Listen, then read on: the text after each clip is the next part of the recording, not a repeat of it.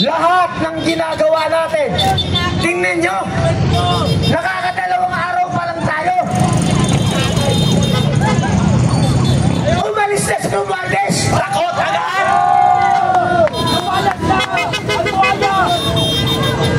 Ito yung sinasabi natin. Step by step. Kung magrarally tayo sa Luneta, sinong pinapaalis mo ron? Si Rizal? Tama! Tahimik! Kung magrarally ka sa Liwasan Bonifacio, sinong pinapaalis mo ron? Si Bonifacio?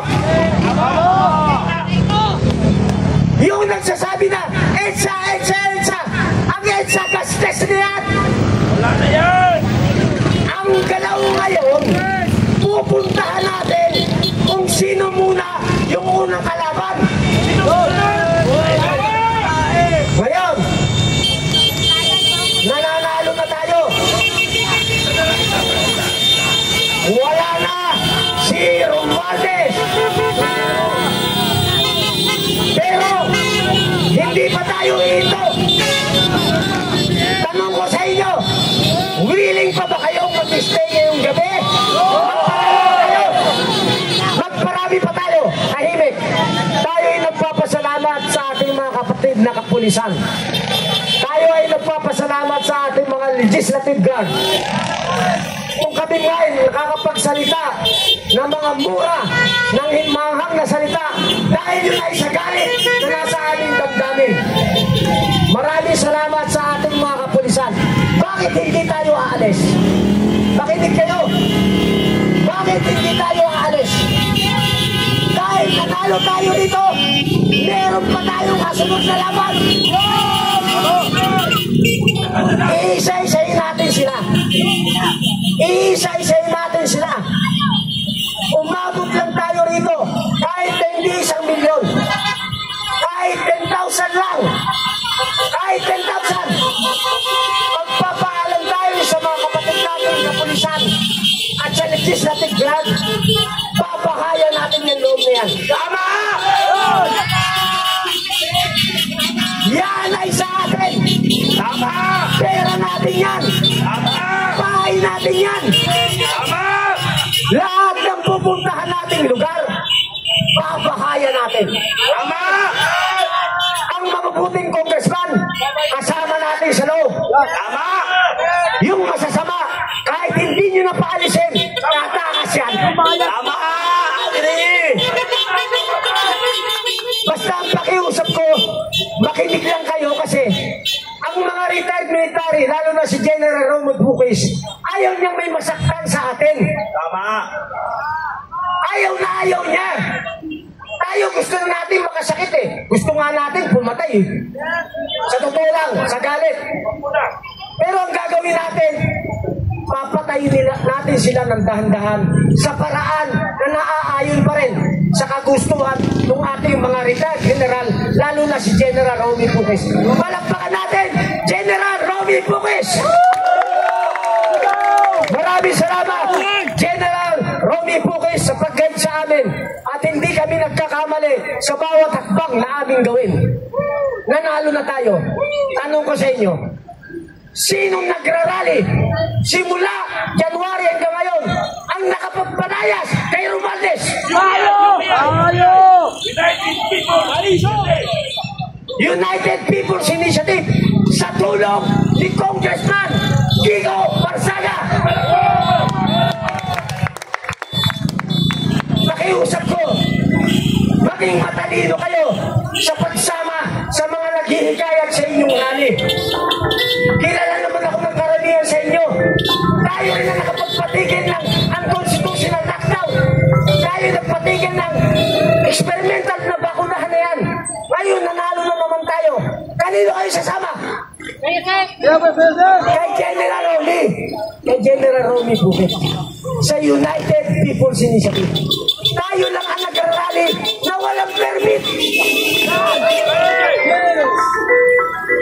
Ito dapat yung maintindihan. Pag sumama kayo sa United People's Initiative, may batas na yan. At A6735, kahit hindi ka kumuha ng permit, basta nasa Freedom Park ka. Yes. Kung dumami kayo, siyempre, hindi kayo kasya sa Freedom Park, hindi iba nasa labas. Nakuha niyo yung logic? Yes. Parang walang napapahamak. Sasama ka sa liberal, sasama ka sa iba, kukuha silang permit, magrarally sila kung saan-saan, wala naman doon ang kalaban, mananalo kayo? Yung magrarally sa 21, mag-isip na kayo. Sumama na lang kayo. Bye. Ang panawagan ko doon sa magrarally sa 21, tanggalin nyo na yung pride. Tanggalin nyo na yung political colors. Tanggalin nyo na yan. Dapat! Para manalo tayo. Magsama-sama tayo. Tingnan nyo ba tayo nanalo? Ba't hindi tayo sinaway ng ating mga kapatid na pulis? Wala siya nakikita political colors eh. Yes! Pero kung nakita nila liberal, disperse ka. Nakita nila Duterte, disperse ka. Nakita nyo yung logic? Mananalo tayo. Sumunod lang tayo dun sa tamang proseso. Maniwala kayo. Kaya nang gagawin nyo nandito kayo ganito. Ikalat nyo na. Kayo ay bahagi na ng history. Okay, Pilipinas! Okay, bahagi na tayo sa history ng Pilipinas! Bakit tayo? Bakit tayo naging bahagi ng history bilang Pilipino? Kasi lahat tayo nandito, bobo sa mat. Magaling tayo sa history. Okay, sekretary natin, nilista ang grupo at saka mga individual. Ang magagaling sa mat, yung nasa loob. Bakit? Panay multiple sila. Application ng pagnanakaw. Okay, ito ang plano. Lahat ng plano natin, sinasabi natin sa mga kapatid natin kapulisan. Nakikipag-usap tayo. Hindi tayo yung gusto papasok, tapos galit tayo sa kanila. Karamihan ang nagrarally, kapag ka nandyan pulis, nagbabantay, galit. Anong kinalaman ng mga kapatid natin, pulis na utusan lang sila? Pinapagod lang sila ng ating congressman. Kaya yung mga ungas, rally rito, rally long, apply ng permit. Wala nangyayari. Pandemic, lockdown, walang face mask, bakuna. Eh bakit nakakapag-rally kami kahit walang permit? Kasi ang gamit namin, United People's Initiative. Hindi nyo kailangan ng permit. Huling salita ko sa inyo lahat na nandito. Ulitin ko may pagmamalaki nyo sa pamilya nyo. Okay. Bahagi na kayo ng history. Napalayas natin si Martin Romualdez. Okay, napalayas na! Pangalawa, habang nagpapahinga tayo mamaya tuloy ang programa, ang mga hawak nyo cellphone, manghikayat na kayo. Ang sabihin nyo, wag na wag kayong sasama kahit sa ibang rally na may kulay. Dito kayo! Duterte, liberal. Na may kulay. I-disperse kayo. Maniwala kayo. Huwag kayong sasama. Ang gamit na pangalan, private group o mga political party. Laging may argumento yan. Laging UPI! Tayo ba? May argumento nung simula kahapon? Wala. Wala tayong plug eh. Ang bitbit natin, United People's Initiative. Doon lang tayo mananalo. May nikalat yun na, mag-invite kayo. Bawat isa sa inyo, mag-invite ng 100 hanggang 1,000. Okay na. Okay. Dahil bukas may gagawin tayo. May gagawin tayo bukas. Maraming salamat sa inyo. On behalf ni General Robby Bucris, kami po ay nagpapasalamat ni Colonel Mitran. Maraming salamat sa inyo. Dito tayo. At may gagawin pa tayo ay papanalo natin ang laban. Okay, palakpak yung Ikapti Paliros! Palakpak yung Ikapti Paliros! So, magparami tayo ng magparami. Bukas may gagawin pa tayo. O baka mamayang gabi. Tapos muna yung gagawin natin gabi. Dahil tapos na ang laban. May susunod tayo na laban. Mas malaki-laki laban ito. Hindi na kailangan natin ang malaking pwersa rin para balibagong panalo to. Ito, baka may iba may sasabihin na naman kay Miss Vivian. Si Miss Vivian, inimbitahan yan, napakinggan niya yung panawagan. Ano yung panawagan kagabi? Kahit anong political color, punta ka rito.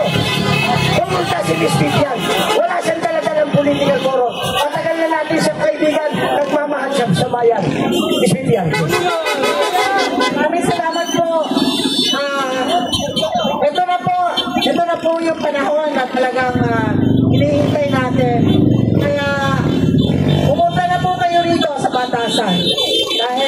hindi mangyayari ngayon, kailan pa? Di ba?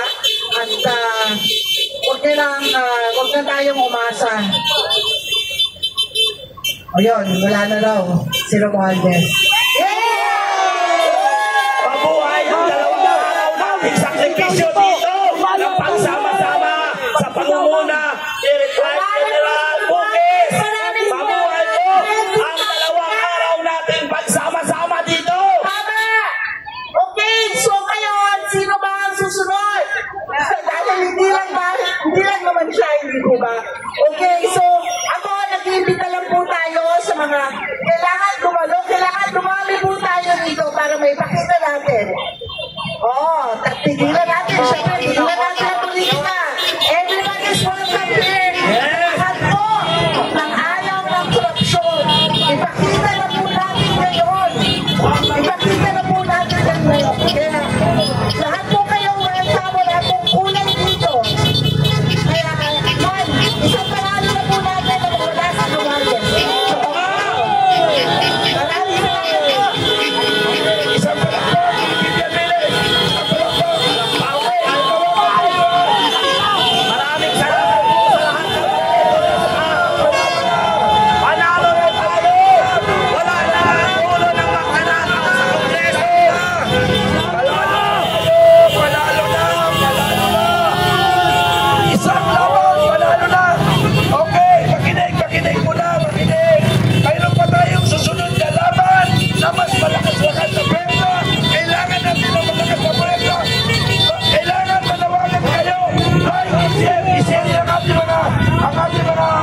mga social media, mga vlog natin. I-share natin para lalo tayo tumami at may susunod na laban at malakas. At kailangan malakas ang ating mga paak dahil malayo ang ating lalakarin.